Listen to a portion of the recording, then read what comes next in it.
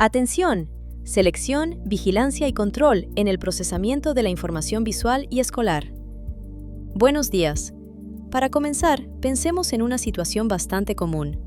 Un estudiante puede leer las letras pequeñas de una cartilla, distinguir colores y reconocer objetos sin dificultad, pero en el salón pierde el renglón, tarda demasiado en copiar del pizarrón o deja incompletas las instrucciones.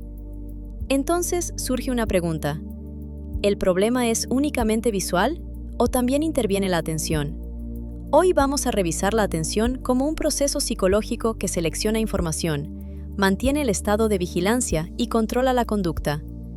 Veremos sus fundamentos psicológicos y biológicos, los factores que la favorecen o la dificultan, sus tipos principales y dos grandes grupos de modelos, los modelos de filtro y los modelos de recursos. Al final, aplicaremos estos conceptos a un caso escolar relacionado con la práctica optométrica. Contextualización de la teoría.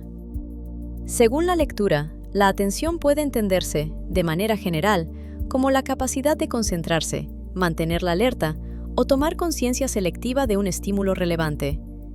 Esta definición parece sencilla, pero encierra una idea importante. El sistema cognitivo no procesa con la misma profundidad todo lo que ocurre a nuestro alrededor. Necesita establecer prioridades. La lectura recuerda que, históricamente, el estructuralismo relacionó la atención con un estado de la conciencia, mientras que el funcionalismo la concibió como una función activa que ayuda al individuo a adaptarse al medio. Desde esta segunda perspectiva, atender significa ajustar la actividad mental a lo que demanda una situación determinada. La atención está estrechamente vinculada con la percepción. Solemos percibir con mayor claridad aquello a lo que atendemos, y al mismo tiempo, lo que percibimos puede atraer nuestra atención. Sin embargo, su influencia no termina ahí. También interviene en la memoria, el aprendizaje, el lenguaje, la motivación y la organización de nuestras respuestas.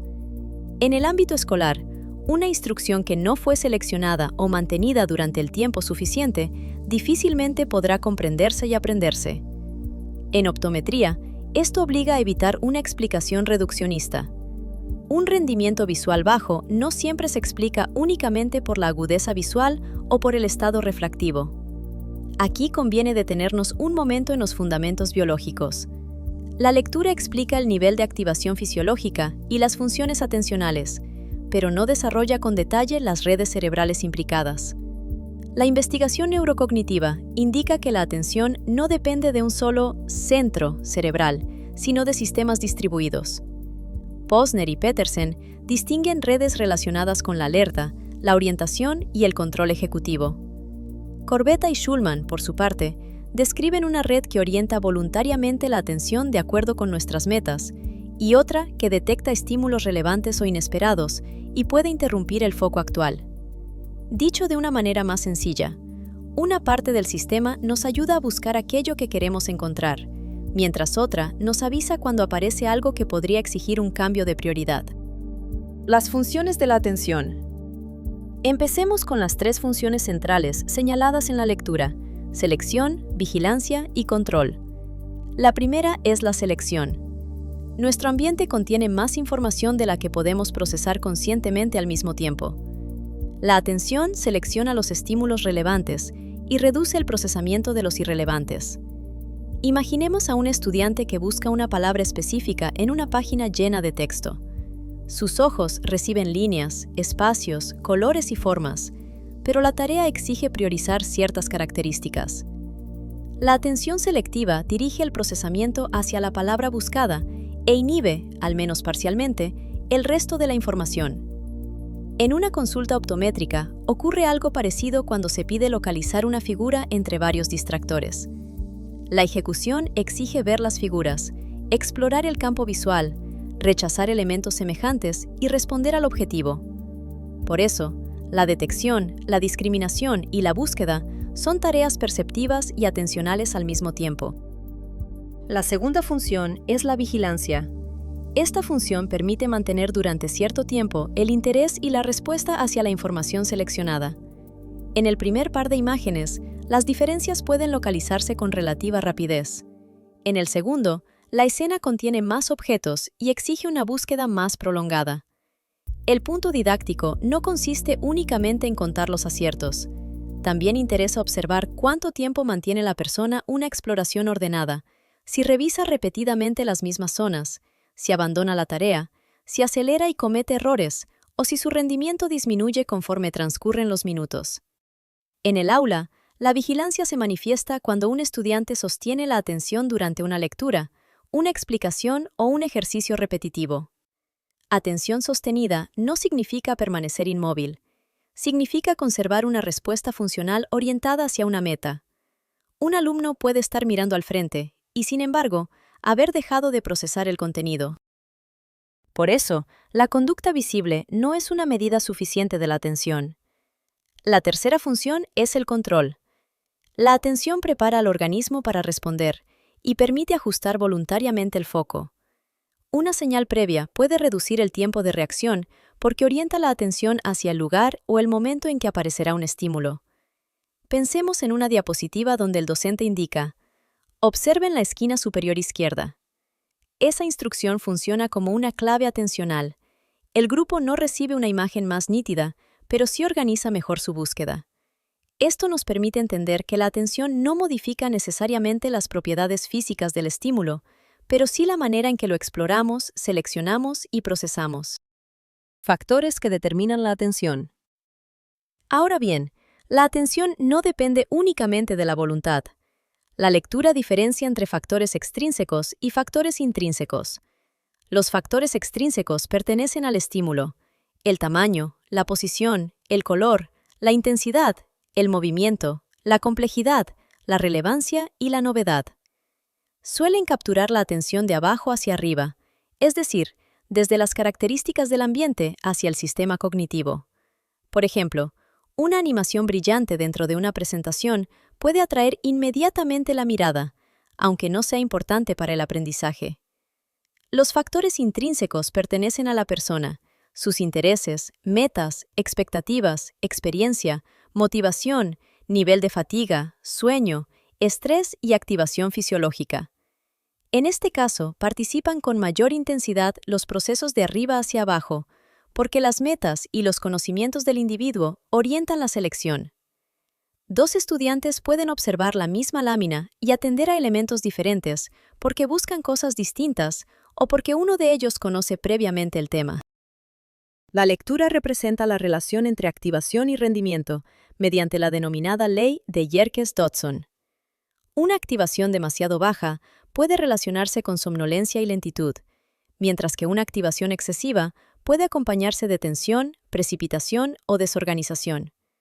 Entre ambos extremos habría un nivel más favorable para la ejecución. El estudio original de Yerkes y Dodson también mostró que la dificultad de la tarea modifica la relación entre la intensidad de la estimulación y el aprendizaje. Pensemos en una exposición oral. Con una activación muy baja, la persona puede mostrarse lenta y poco comprometida.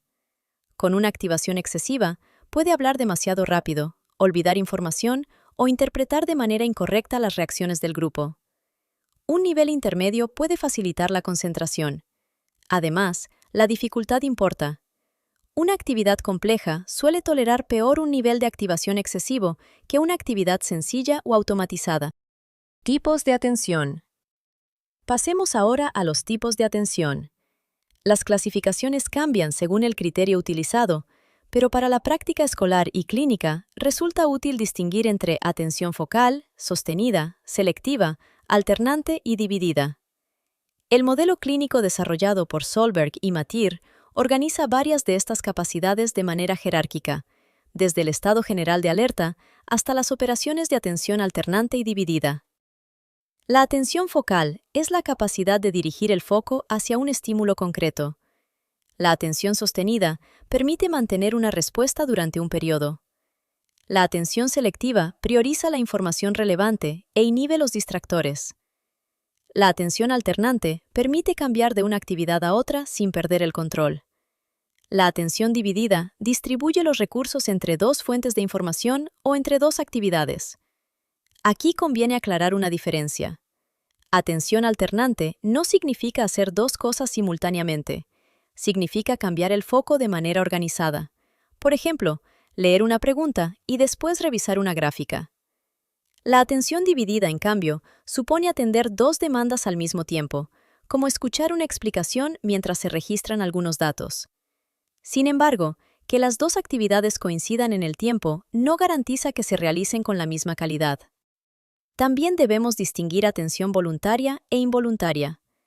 La atención voluntaria responde a una meta, buscar un dato específico en una tabla.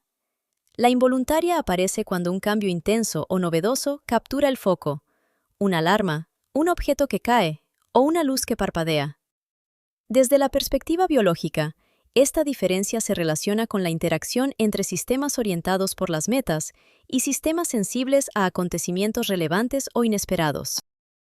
Modelos de filtro. Llegamos ahora a los modelos teóricos. Los modelos de filtro preguntan qué información logra atravesar el sistema y en qué momento ocurre la selección. Broadbent propuso un modelo de selección temprana.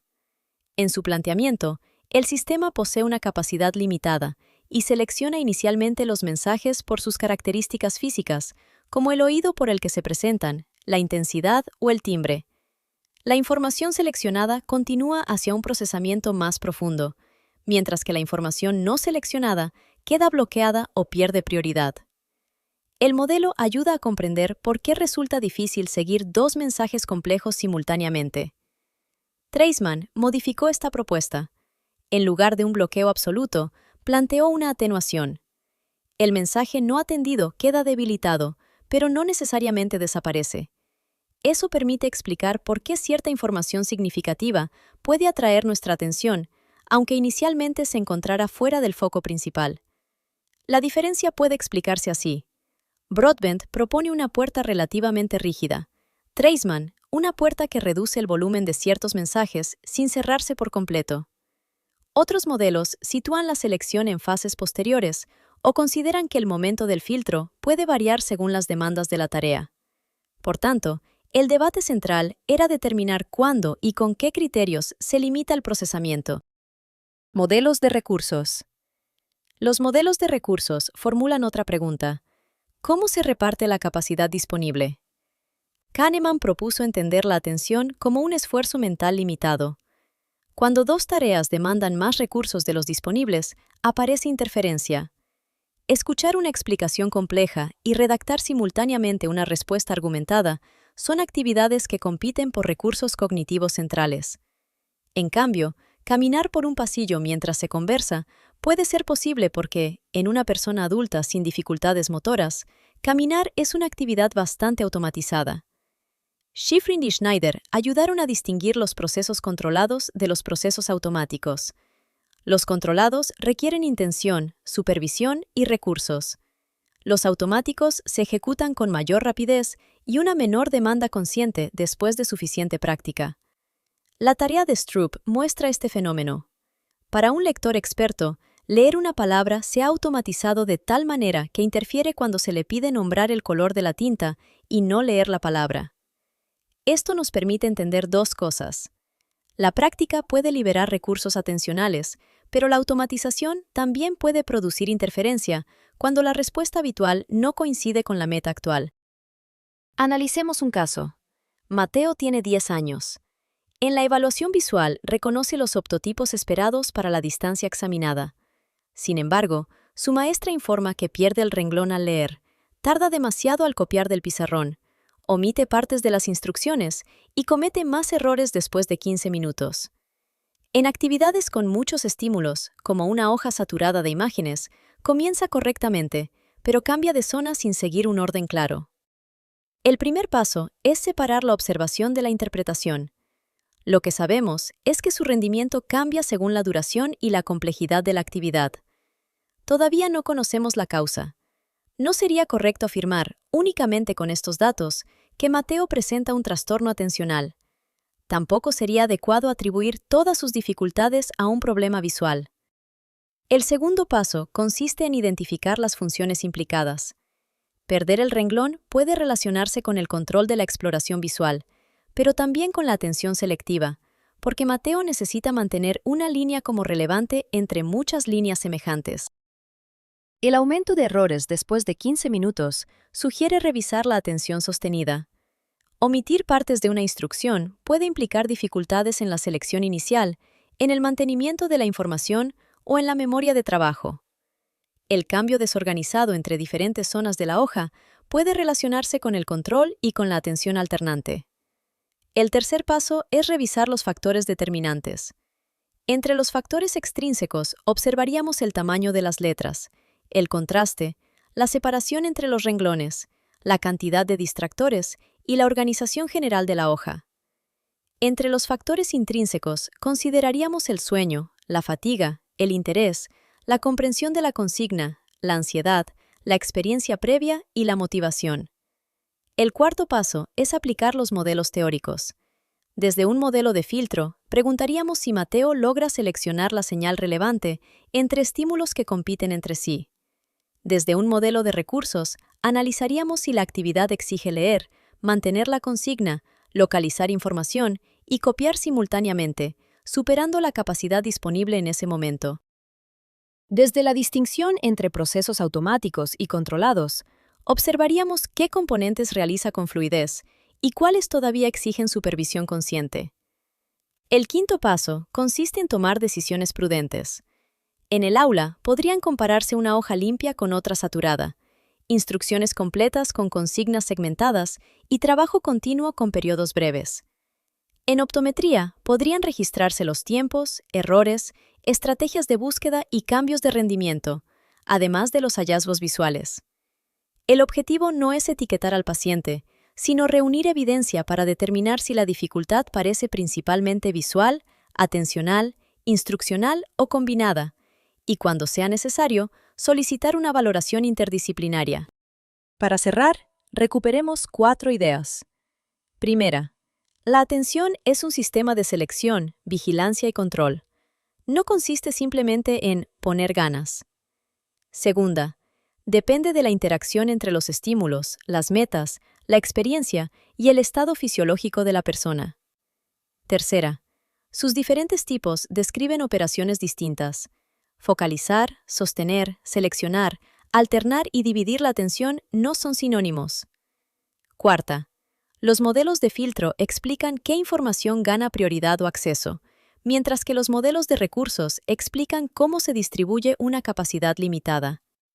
Volvamos ahora a la pregunta inicial.